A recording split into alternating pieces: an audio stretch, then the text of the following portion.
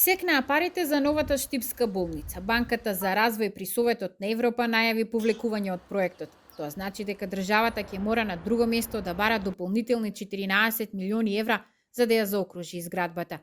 Информацијата прв ја објави лидерот на ВМРО ДПМН Христијан Мицковски, кој кажа дека банката се повлекува поради бавната динамика на реализација на проектот, а за тоа го обвини Министерството за здравство.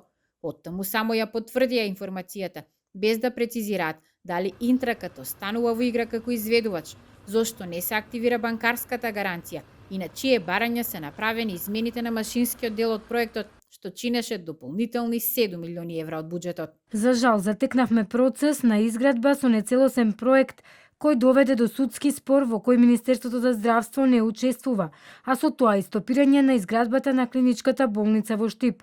Проектот се обидуваме да го коригираме. Во договор со Министерството за финансии, изградбата ќе продолжи со друг финансиски извор, на што ова министерство веќе работи. Веднаш откако ќе се одглави процесот помеѓу изведувачот и првичниот поизведувач, односно ќе заврши спорот помеѓу овие две страни.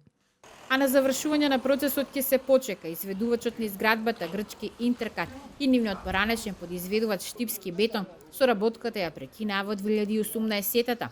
Бетон го тужеше Интеркат за неисплатени побарувања од 2 милиони евра.